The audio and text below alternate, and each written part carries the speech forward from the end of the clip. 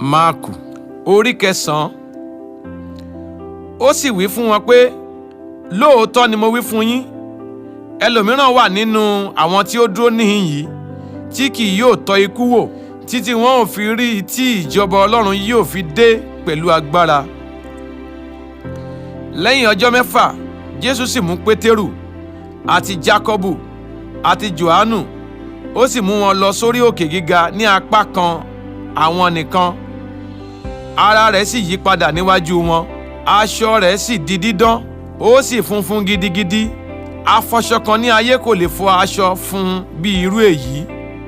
Èlíjà pẹ̀lú Mósè sì farahàn fún wọn, wọ́n sì ń bá Jésù sọ̀rọ̀.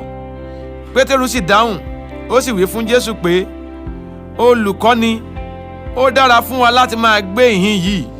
Jẹ́ kí a pa àgọ́ 3, ọ̀kan fún ọ, àti ọ̀kan fún Mósè, àti ọ̀kan fún Èlíjà. Òun kò sáà mọ èyí tí ìbá wí, nítorí ẹ̀rù bà wọ́n gidigidi. Ìkùùkù kan sì wá, ó ṣíji bò wọ́n. Ohùn kan sì ti inú ìkùùkù náà wá, ó ní, èyí ni àyànfẹ́ ọmọ mi, ẹ máa gbọ́ tirẹ̀.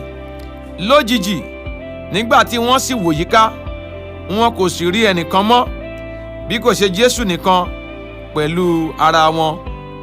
Bí wọ́n sì ti ń ti orí òkè sọ̀kalẹ̀, ó pàṣẹ fún wọn pé kí ó má ṣe sọ ohun tí wọ́n rí fún ẹnìkan, bí kò ṣe ìgbà tí ọmọ ènìyàn bá ti jíǹde kúrò nínú òkú.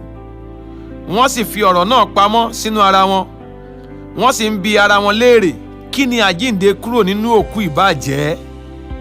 Wọ́n sì bi í léèrè wípé, èéṣe tí àwọn akọ̀wé fi ń wí pé Èlíjà ni yóò tètè kọ́ dé? Ó sì dáhùn, ó sì wí fún wọn pé, lóòótọ́ ni Èlíjà yóò tètè kọ́ dé, yóò sì mú nǹkan gbogbo padà sí ipò. Àti gẹ́gẹ́ bí a ti kọ̀wé rẹ̀ nípa ti ọmọ ènìyàn pé kò lè ṣàìmá jìyà ohun púpọ̀, àti pé a ó sì kọ̀ ọ́ sílẹ̀.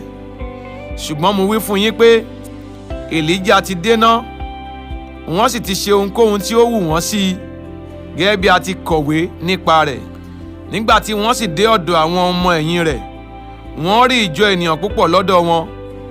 Àwọn akọ̀wé sì ń bi wọ́n léèrè ọ̀ràn. Lọ́gán nígbà tí gbogbo ènìyàn sì rí, ẹnu sì yà wọ́n gidigidi, wọ́n sì sáré tọ̀ ọ́, wọ́n ń kì í. Ó sì bi àwọn akọ̀wé wípé, kí ni ẹ̀yin ń béèrè lọ́wọ́ wọn?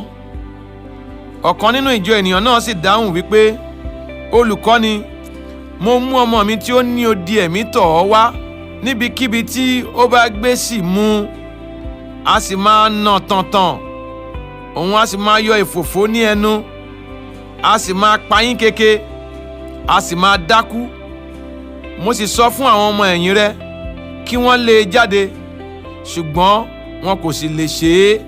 Ó sì dá wọn lóhùn, ó sì wí pé, ìran aláìgbàgbọ́ yìí, èmi ò ti bá yín gbé pẹ́ tó, èmi ò sì ti mú sùúrù fún yín pẹ́ tó. Ẹ mú wá sọ́dọ̀ mi. Wọ́n sì mú wá sọ́dọ̀ rẹ̀. Nígbà tí ó sì rí lójú kan náà, ẹ̀mí náà ń nà tàntàn, ó sì ṣubú lulẹ̀, ó sì ń fi ara yílẹ̀, ó sì ń yọ ìfòfó ní ẹnu.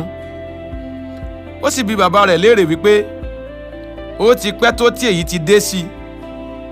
Ó sì wípé, láti kékeré ni, nígbàkúgbà ní sì máa gbé e sọ sínú iná àti sínú omi láti parun. Ṣùgbọ́n bí ìwọ bá lè ṣe ohunkóhun, ṣàánú fún wa, kí o sì ràn wá lọ́wọ́. Jésù sì wí fún un pé, bí ìwọ bá lè gbàgbọ́, ohun gbogbo ní ṣíṣe fún ẹni tí ó bá gbàgbọ́. Lójú kan náà, bàbá ọmọ náà kígbe ní ohùn rárá, ó sì fi omijé wípé, Olúwa, mo gbàgbọ́, ràn ìgbàgbọ́ mi lọ́wọ́.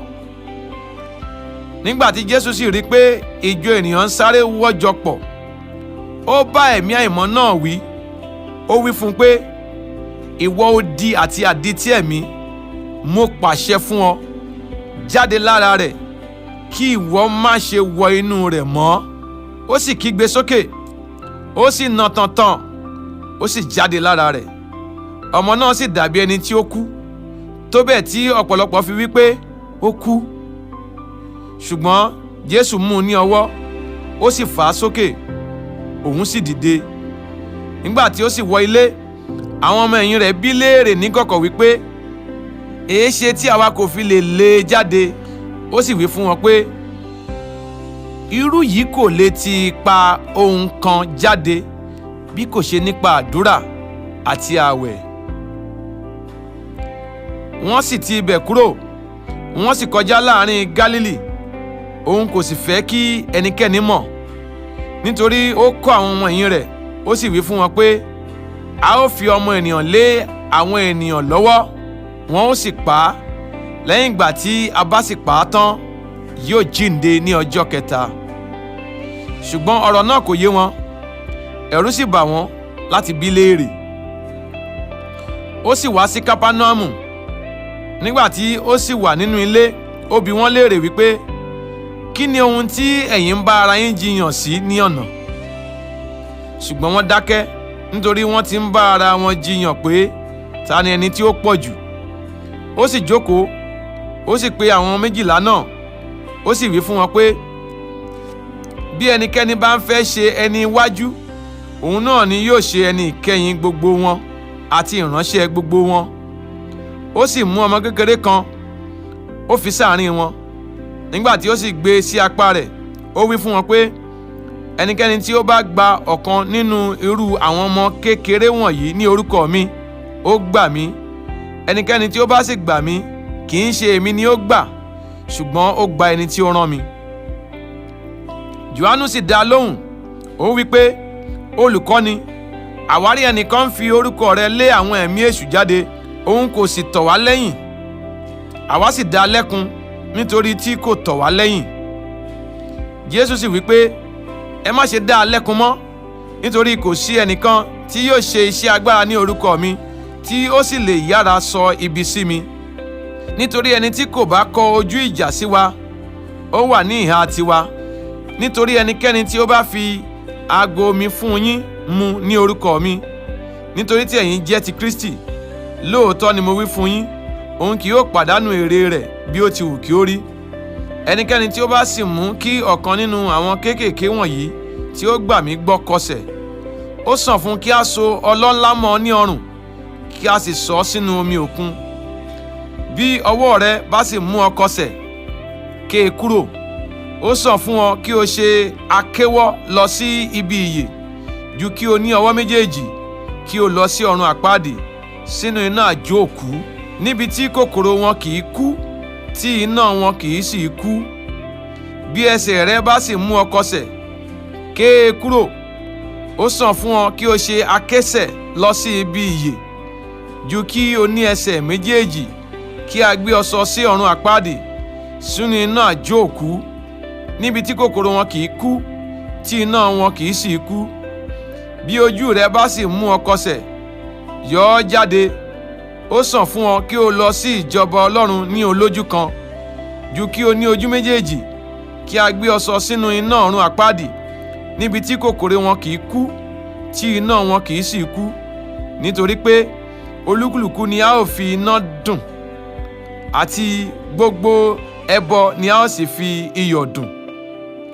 Iyọ̀ dára, ṣùgbọ́n bí iyọ̀ bá sọ agbára rẹ̀ nù, kí ni ẹ ó fi mú un dùn? Ẹ ní iyọ̀ nínú ara yín, kí ẹ sì máa wà ní àlàáfíà láàrin ara yín.